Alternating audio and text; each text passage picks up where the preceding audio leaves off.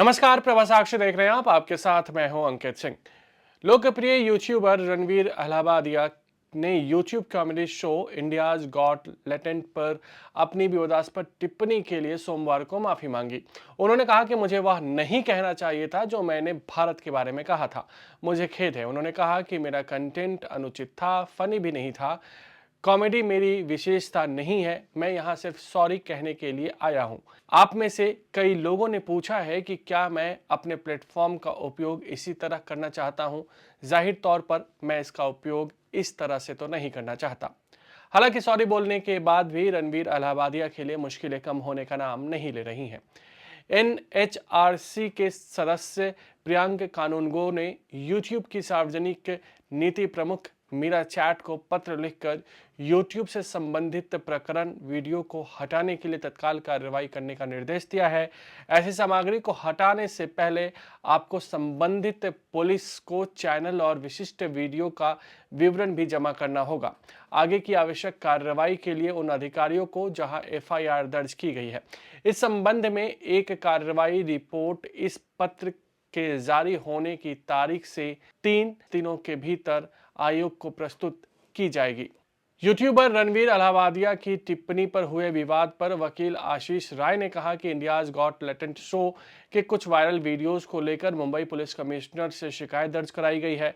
अश्लील भाषा वाले बहुत सारे वीडियोस हैं जो किसी भी आम इंसान को असहज कर सकते हैं। 2 दिन पहले ऐसे वीडियो सामने आए जो अश्लील और फुहड़ थे।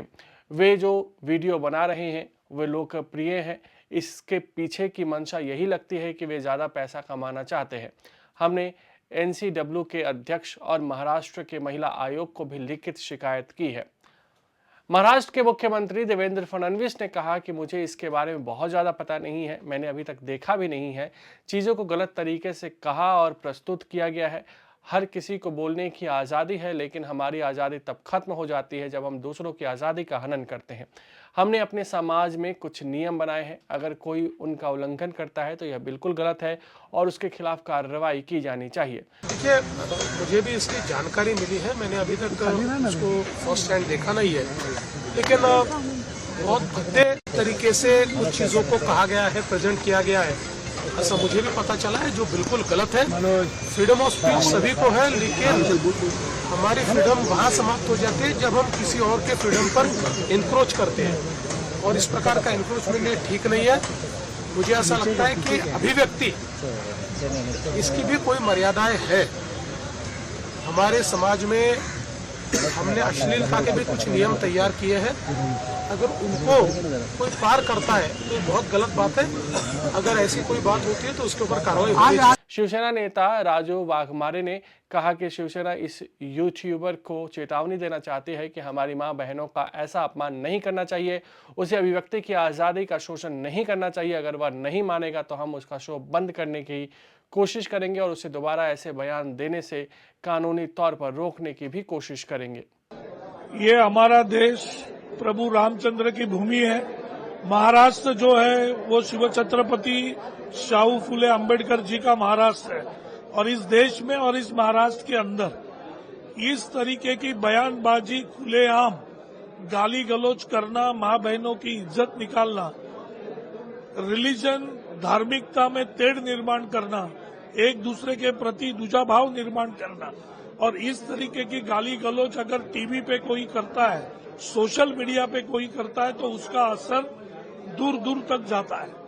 तो हम जो भी वो यूट्यूबर है इलाहाबादी, उसको ये वार्निंग देना चाहते हैं शिवसेना की तरफ से कि इस तरीके की बयानबाजी, इस तरीके की माता बहनों का अपमान, लाडली बहनों का अपमान ना करें, फ्रीडम ऑफ स्पीच का दुरुपयोग ना करें।